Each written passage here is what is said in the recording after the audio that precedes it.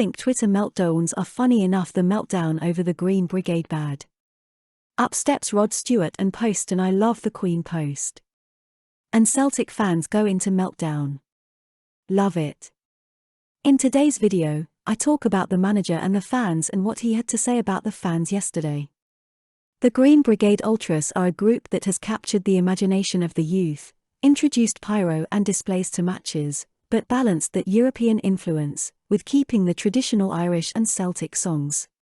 Along with doing so much to keep Celtic's charitable and political roots alive. The group are set to be banned for the club's next home match against Raith Rovers due to health and safety concerns. However, it is hoped that they will return to the terraces soon. Sometimes a picture paints 1,000 words, in this case, a video does the same. It was 15 years ago the group were formed. Yes, doing something before the Sevco fans once again. The early years were the best, some may say. As I broke the news yesterday, okay, yes, it's not my place to give details. Never has or will be, just check back my early years Green Brigade videos. Standing area closed on Sunday, Celtic explain action after widespread use of pyrotechnics. Ange Postecoglou's media conferences are unmissable. The Celtic manager is under no illusions about just how important football can be to Celtic fans. And he says he is happy to shoulder the responsibility of leading a club that so many care so deeply about. The 56-year-old arrived in Glasgow from Yokohama F. Marinos last summer, and is quickly becoming a cult figure in the city's East End, as supporters have fallen in love with his team's swashbuckling style. Speaking after last week's 3-0 win over Rangers, Postecoglou said it was his mission to entertain the Celtic fans for 95 minutes, and the former Australian national team manager does not take his task lightly, as he expanded on his comments at a media conference on Tuesday.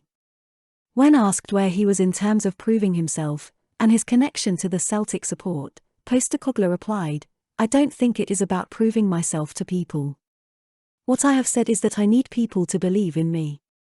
I've got a massive responsibility, as I am not just a manager of a football club. I am the manager of everything this football club embodies, and this is a club that has had strong values, a strong identity and lots of success since 1888. This includes the Green Brigade. It was important for me that the people who are truly invested in this club, and that is the supporters, believed in me as a person more than anything else. We have all been around long enough to know there is no guarantee of success. There is no way you can go out there and say we are definitely going to create something special. I think when people believe in you as a person, you are more likely to get an understanding of what you are trying to achieve.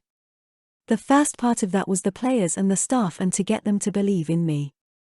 The supporters are important, but I keep saying we are not there yet, as I have not delivered what I want to deliver yet to the football club, and until I do, I feel like it's more me trying to get our supporters to trust and believe in me, with the responsibility of steering this football club forward. My point after the Rangers game was that we have gone through a period of 18 months to 2 years, and the way of the world and the circumstances we have found ourselves in with the pandemic, and that almost separated the game from its supporters, and, whilst at the beginning I think it was done for the right reasons, after a while we had forgotten that the game without supporters is nothing. Nobody wants to watch games in an empty stadium. That match the other night was great for us and not great for Rangers, and I get that. If that was played in an empty stadium, you would not have had that special atmosphere, and you would not have had people talking about it whether they are Celtic supporters or not. That was my point, as that is what football clubs are. They are more than just sporting clubs, and sometimes I think when I listen to politicians talk and people in positions of power, they do not understand the investment people have in their football clubs. Sometimes their whole week's mood is judged by how their team fares.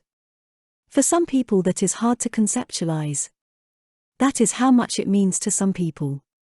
We bear that responsibility, I bear that responsibility. That's the essence of what I was trying to explain after the Rangers game comes from. What a man, if you don't have a dad bod crush on Ange, you're a freak. On to the Aberdeen Celtic game tonight. David Turnbull, Yosuke Ideguchi, Kyogo Furuhashi and Albion Ajeti all remain out, but that's nothing new.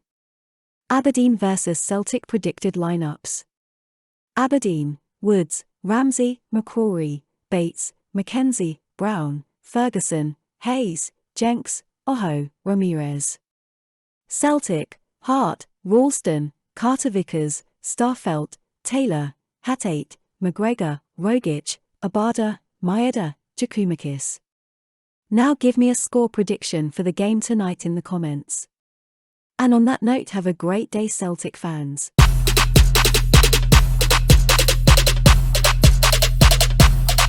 Lit. Roll up to the party, roll up to the party, roll up to the party, roll up to the